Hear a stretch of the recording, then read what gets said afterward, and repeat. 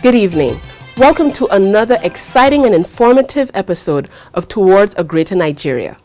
My name is Ifelola Badejo, and I'm hailing from the beautiful island of St. Martin in the Caribbean. I happen to attend the Habitat 3 African Regional Conference right here in Abuja, and I'd like you to continue with me on this journey towards the new urban agenda.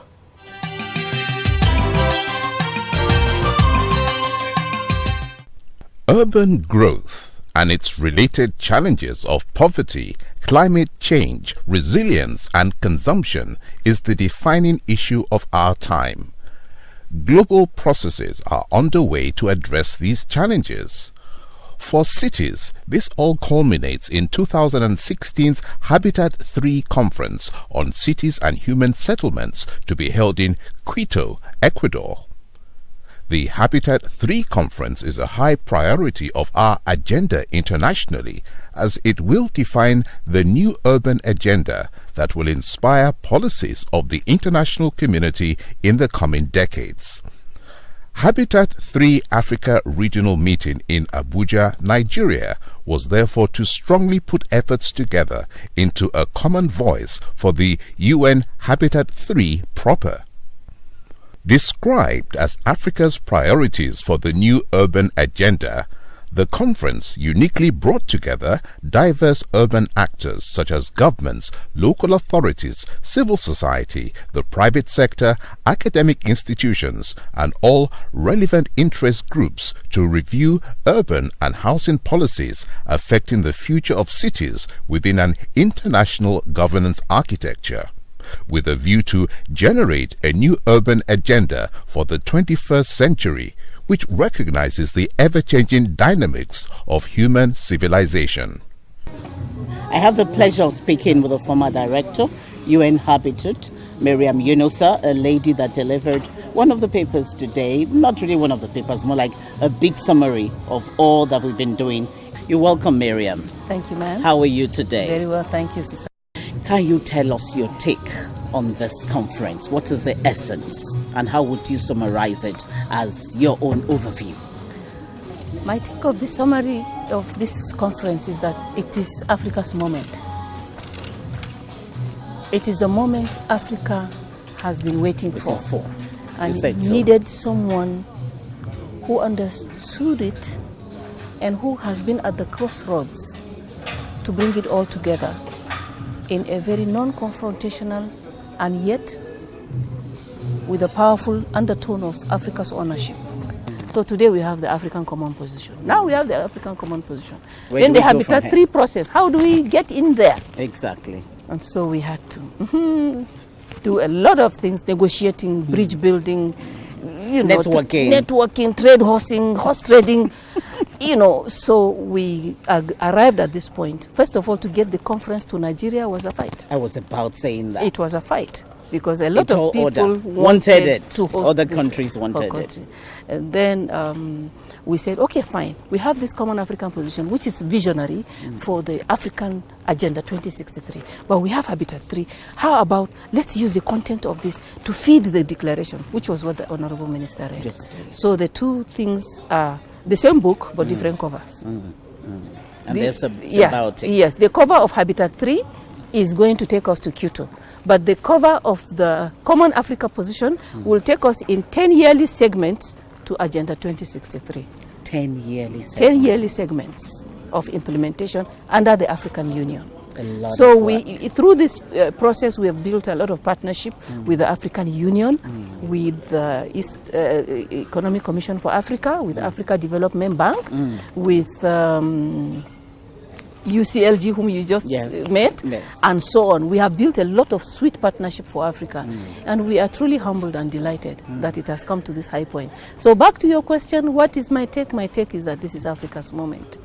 It is the moment of birth, it's the moment of realization, it's the moment of inspiration. Habitat 3 should see the acknowledgement of local authorities as full partners in shaping the global agenda in an increasingly urbanizing world. It will also be the time to call for changes to governance in those agencies dealing directly with local government matters. facilitated by the United Cities and Local Government of Africa, UCLGA.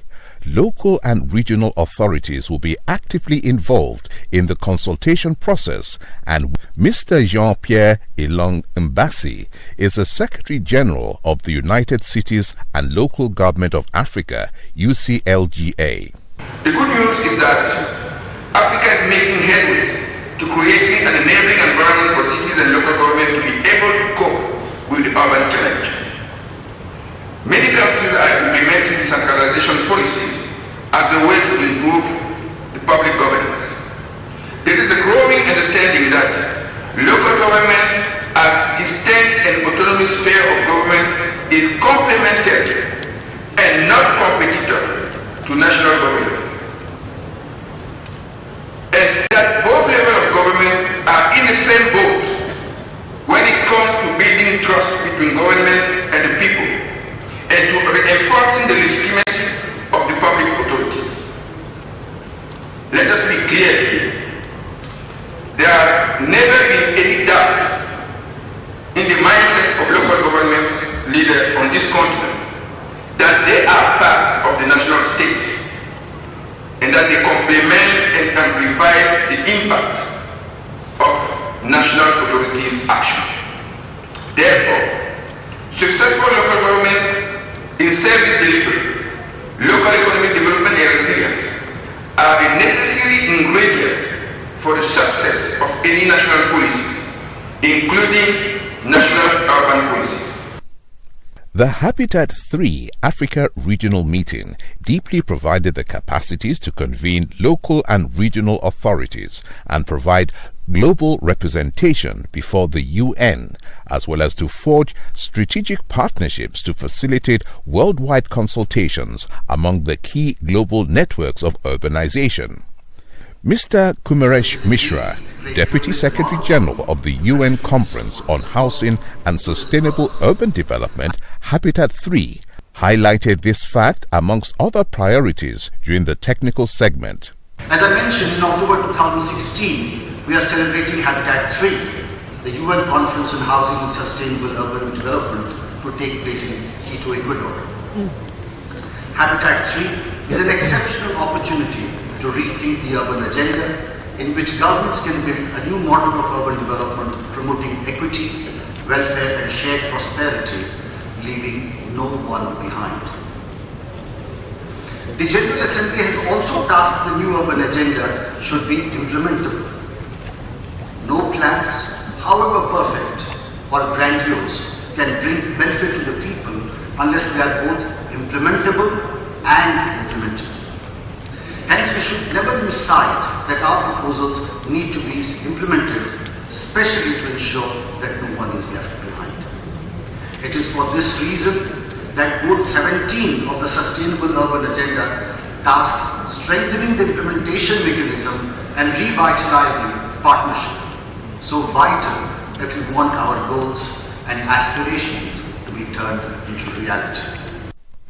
The new Habitat Agenda will need to pay close attention to who needs to be empowered and included in decision-making at all levels. This was contained in various presentations on the topics Urbanization and Structural Transformation in Africa, Structural Transformation in Developing Countries, Cross-Regional Analysis by Professor Oyebanji Oyenika, as well as preliminary findings of the Habitat 3 Africa Regional Report by Tiachua Manu, Director SPDD UNECA. And in Africa, we received a total of 22 national reports which were submitted by African member states and an additional 3 in draft form. You may think that this figure is low, but we're doing quite well compared to other regions. And then, of course, in addition, the report is guided by relevant principles in regional and global visions and commitments, including Agenda 2063 and Agenda 2030. What we can say is that Africa's growth and transformation vision will take place in an urban age, and that urbanization is an opportunity if it is well planned and managed, It is also important to move away from the sectoral approach to urban planning to think about it as a transversal megatrend that needs collaboration within different kinds of agencies. And importantly, that urbanization needs to be strategically mainstreamed into national development planning, again, instead of being seen as a sectoral issue. Habitat 3 is the third United Nations Conference on Housing and Sustainable Urban Development. It is an opportunity to discuss and chart new pathways in response to the challenges of urbanization and the opportunities it offers for the implementation of the Sustainable Development Goals. What's Africa's priority in this new urban agenda? How can well-planned urbanization facilitate sustainable development in the context of structural transformation that Professor Banji presented? How could Africa achieve a balanced urbanization that includes a continuum of human sentiments, including villages, towns, secondary, intermediate, and large cities? What appropriate sustainable urbanization models are applicable to Africa? How can Africa address housing deficits and the proliferation of formal settlements that has been mentioned earlier? How can Africa achieve an inclusive and equitable urban development in relation to Goal 11 of having inclusive, safe, and sustainable cities?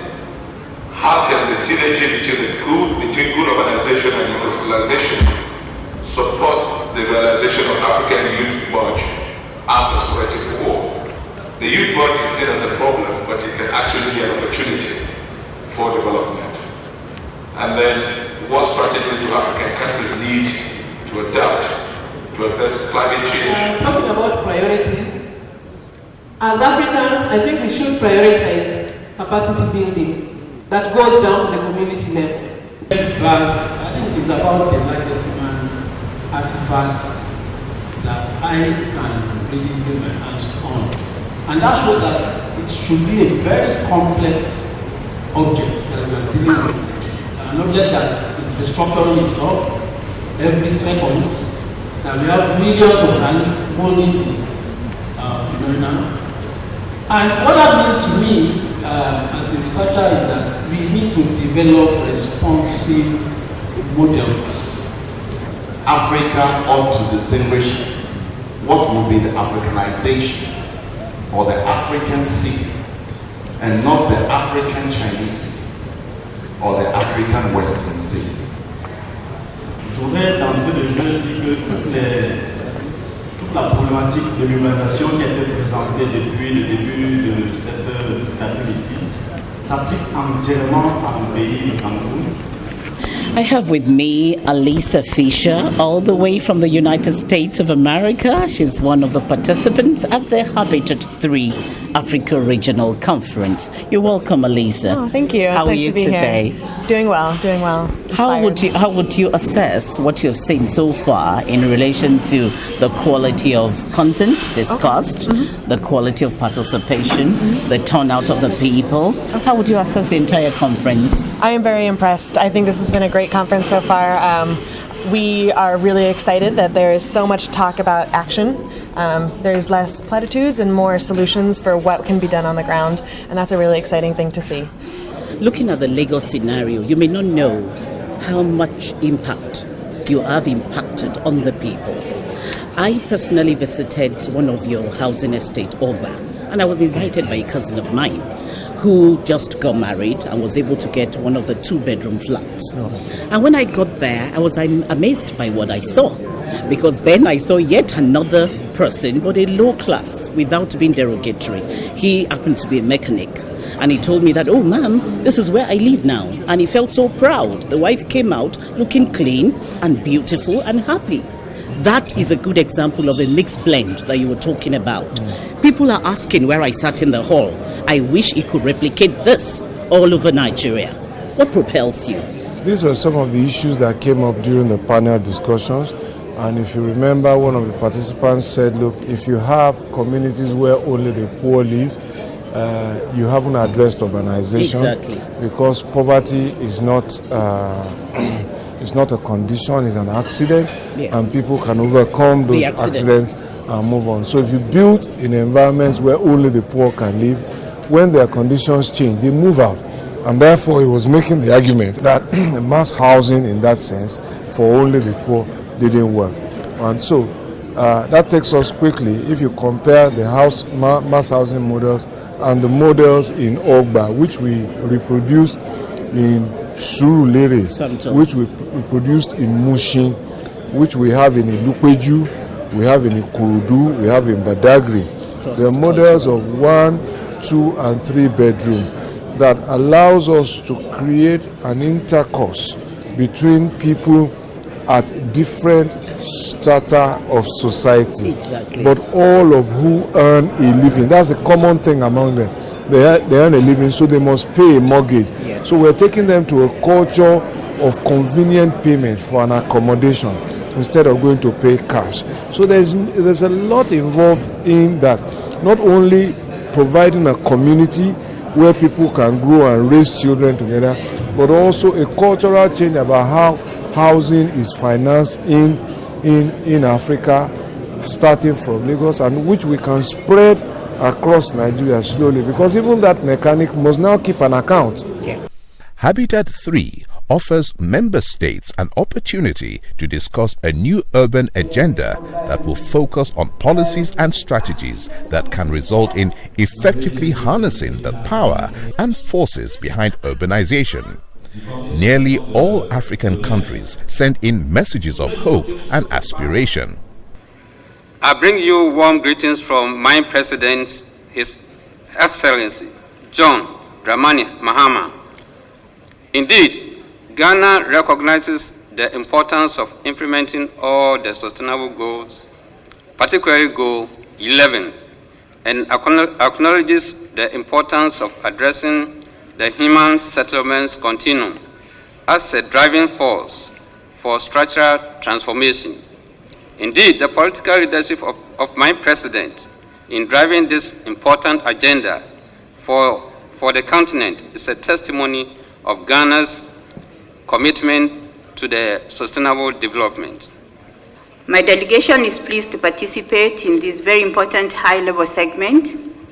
First, I thank the government of the Federal Republic of Nigeria for the excellent organization, the UN Habitat, UNECA, and the African Union for the support extended in enriching our discussions.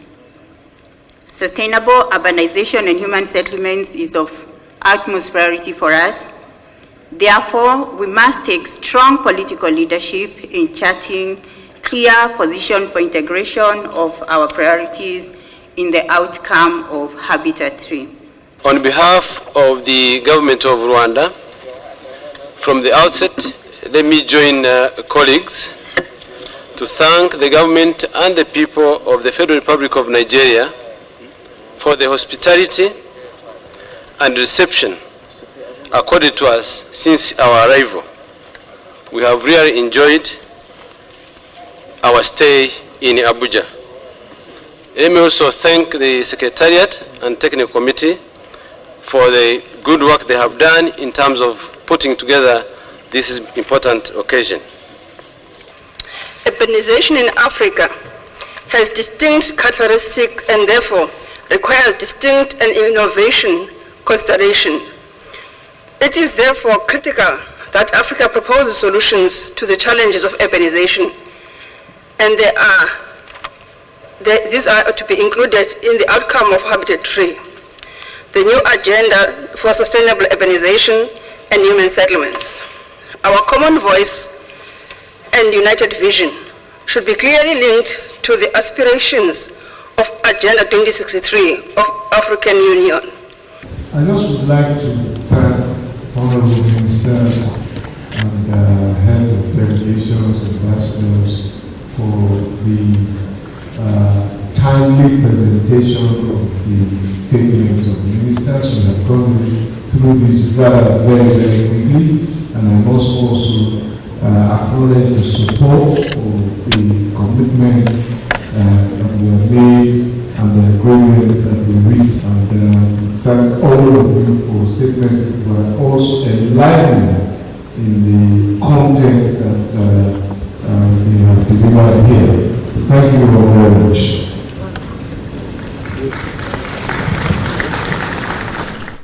The massive backlogs in housing, basic services and urban infrastructure require more decisive policies and investments by the state and local authorities, and closer cooperation between local authorities and other levels of government.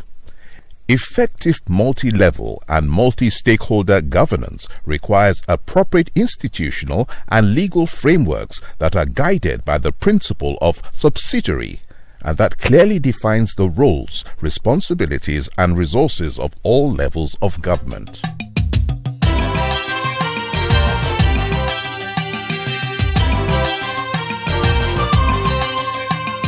What types of cities do you want to see in Africa 30 years from now?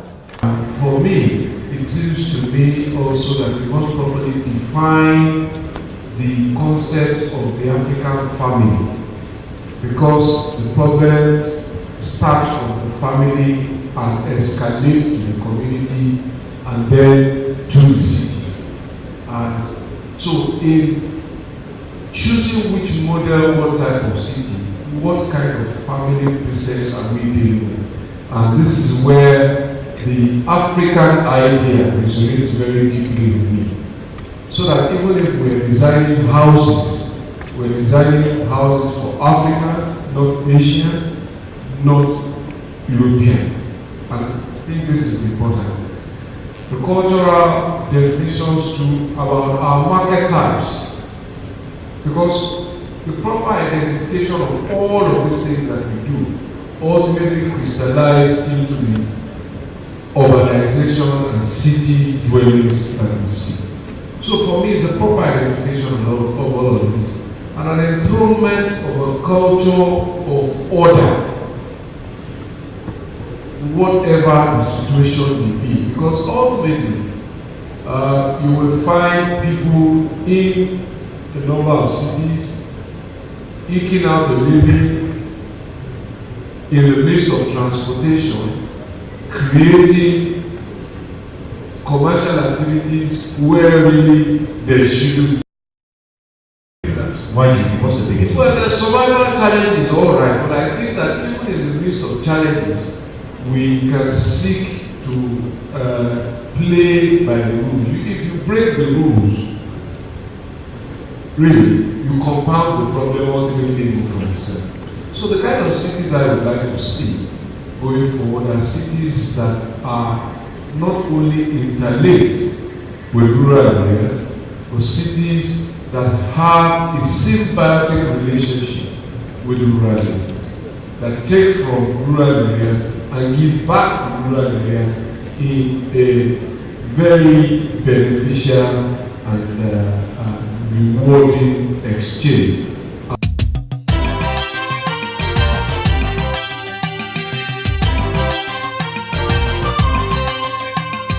What is it that is really driving the development of slums in the cities? The solutions are many, but we can't provide solutions to problems we not analyze in more detail. And we need to get into those slums to understand what is the driver. Why do 200 people suddenly settle on this stage? What are they looking for? How many of them want to stay here permanently and why? How many of them just sleep and go? What is the activity that unites all of them? And if we understand that, it becomes very important planning tools for government to then begin to think ahead, not only how to move and resettle this law, how to ensure that new ones do not emerge, because government can think and anticipate ahead that this is a growing field of activity and we've increased the segregated clusters of them. I enjoyed every minute of Habitat 3 African Regional Conference, and I hope that you have enjoyed this particular episode. We're not done. There's so much more we would love to share with you. So stay tuned and be here at the same time, same place next week as we conclude with all of the activities of Habitat 3 African Regional Conference. My name is Ifalola Badejo. Good night.